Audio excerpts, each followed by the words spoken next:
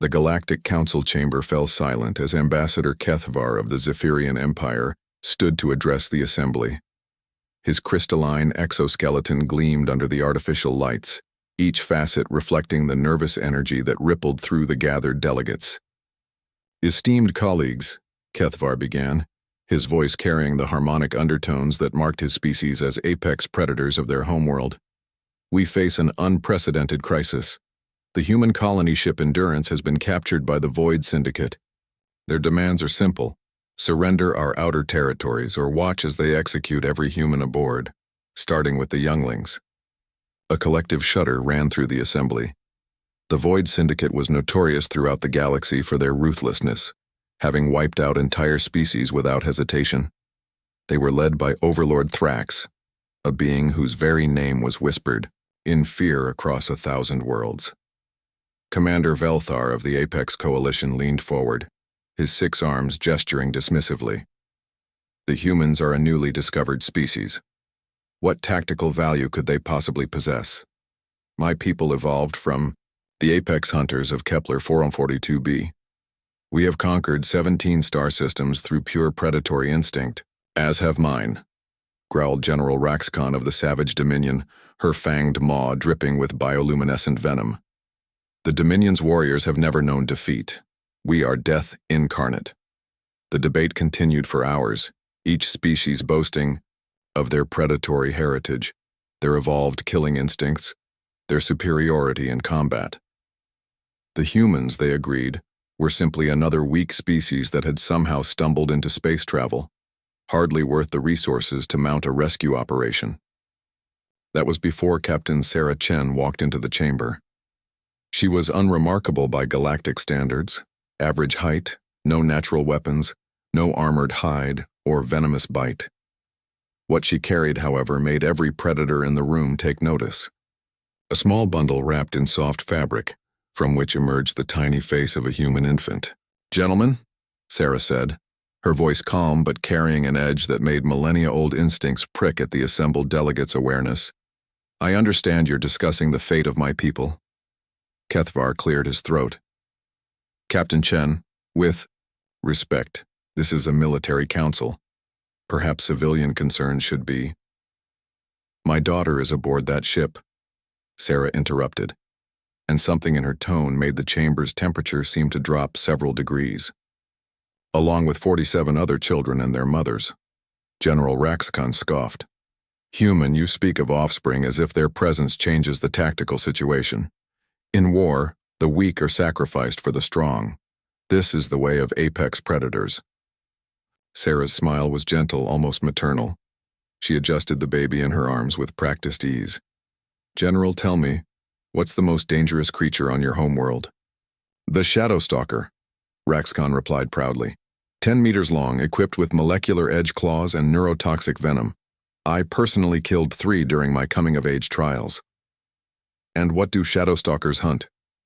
"Everything. They are the ultimate predators of Savage Prime." Sarah nodded thoughtfully. "What about pregnant Shadowstalkers? Or ones with young?" The question hung in the air. Raxcon's bioluminescent patches flickered uncertainly. They are avoided, even by other Shadowstalkers. The maternal fury makes them unpredictable, impossibly dangerous." "Interesting," Sarah mused, gently rocking her infant. "Commander Velthar, your coalition forces are renowned hunters, correct?" "The finest in the galaxy," Velthar confirmed, though his voice lacked its earlier confidence. "What's your kill-to-death ratio in standard combat scenarios?" "Approximately 47-1. "And when defending your breeding colonies?" Velthar's 6 arms shifted uncomfortably. The statistics are unreliable. Our warriors become different when their spawn are threatened. They fight beyond reason, beyond survival instinct. Many refuse to retreat even when facing certain death." Sarah's smile widened slightly. "You see, gentlemen, there's something you need to understand about humans. Every species here evolved as predators. You hunt to eat, to survive, to establish dominance. But humans?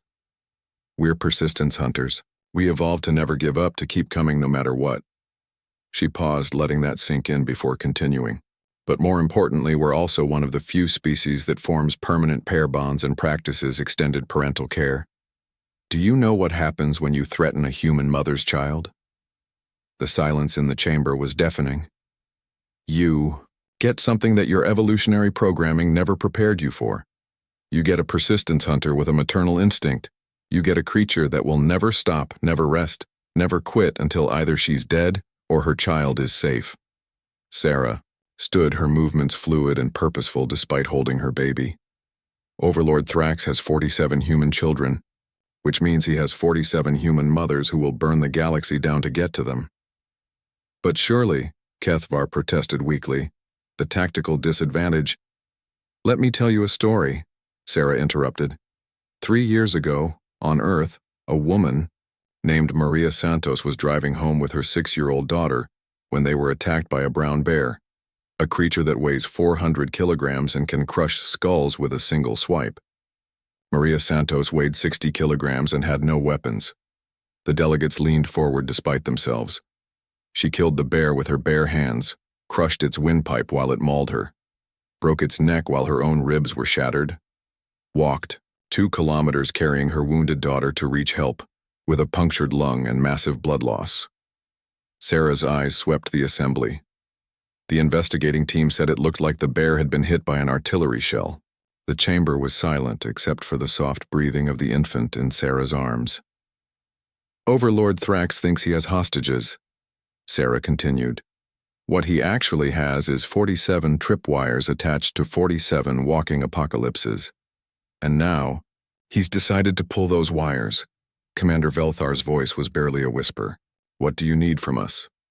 Sarah's smile was no longer gentle. It was the expression of a predator that had just realized it held all the advantages. Transportation. The mothers are already armed. She paused. Oh, and you might want to warn Thrax. Tell him he has 24 hours to release the children voluntarily. And if he refuses?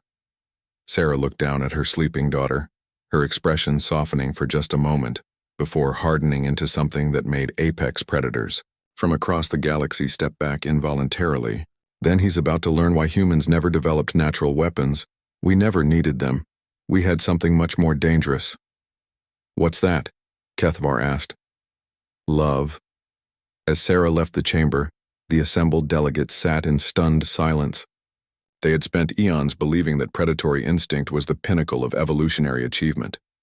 They were about to witness something that transcended predator and prey entirely, the fury of mothers protecting their young. Overlord Thrax would soon discover that all his apex predators were about to become prey. The hunt was about to begin.